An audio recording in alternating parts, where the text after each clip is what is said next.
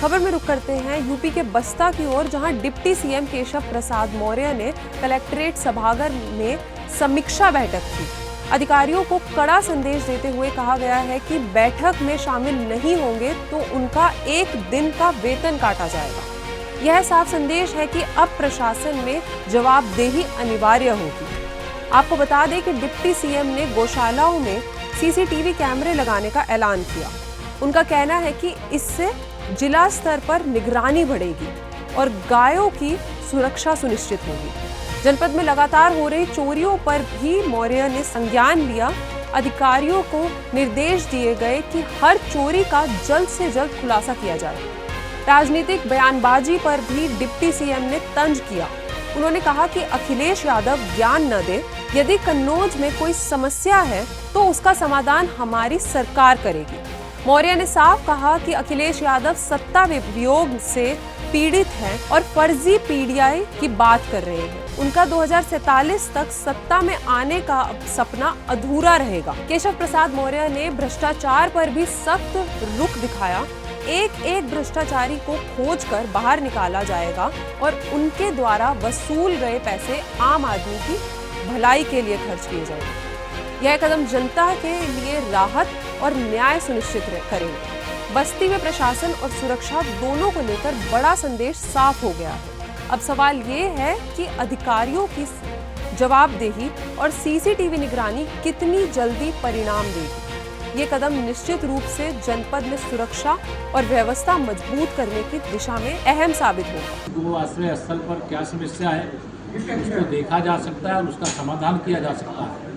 महिला सशक्तिकरण की दृष्टि से जो बेसिक शिक्षा विभाग है, उनके जो बच्चे हैं, उन बच्चों के लिए सरकार उनके ड्रेस के लिए, उनके जूते में मोजे के लिए डीबीटी के माध्यम से उनके अभिभावकों के खाते में पैसे भेजती है, लेकिन उन पैसों का कई बार सदुपयोग नहीं हो पाता। इसलिए ये निर्देश दिया गया है कि स्वयं सहायता समूह के माध्यम से जो बच्चों के लिए ड्रेस खरीदने का काम है, तो समूह के माध्यम से बनाएं, क्वालिटी का सामान बनाएं और ऐसे बच्चों को देने का काम किया जाए। गन्ना समितियों के बारे में भी उनकी सक्रियता निरंतर बढ़ी है। एक यहाँ वर्ल्ड चीनी मिल का जो बकाया भुगतान है उसको दिलाने के अविलंब प्रयास करने का भी निर्देश दिया गया है।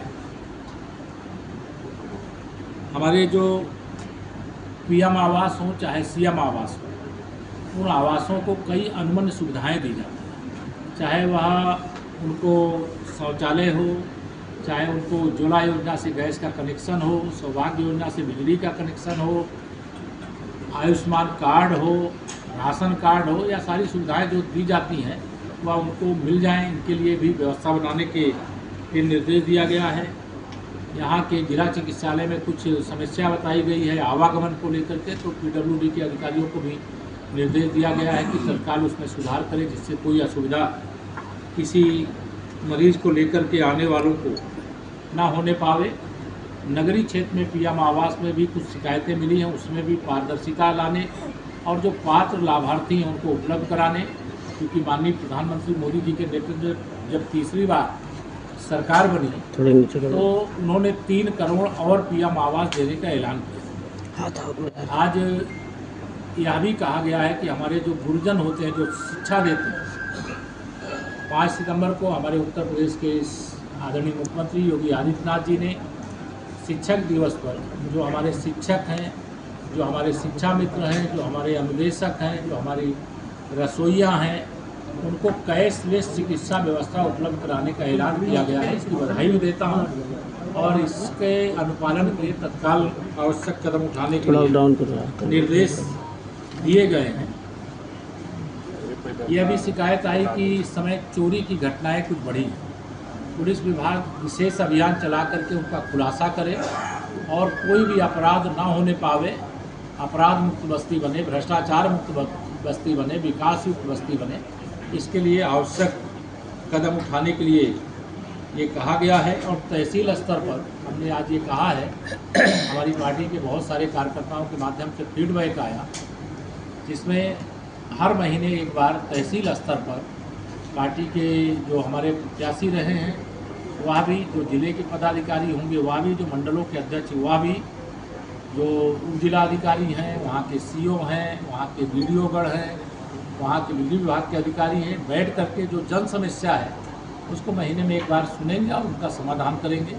और यह भी स्पष्ट तौर से कहा गया है किसी कार्यकर्ता के द्वारा कोई समस्या बताई जाती है तो वह समस्या केवल वह मंडल अध्यक्ष या जिला पदाधिकारी जनप्रतिनिधि नहीं है, वो उत्तर प्रदेश सरकार का प्रतिनिधि है, ऐसा मान करके उनसे व्यवहार करें, ऐसी अपेक्षा की गई। आज ये बैठक में चर्चा रही और कोई सवाल ऐसी और खबरों के साथ जुड़े रहिए सुदर्शन उत्तर प्रदेश के साथ।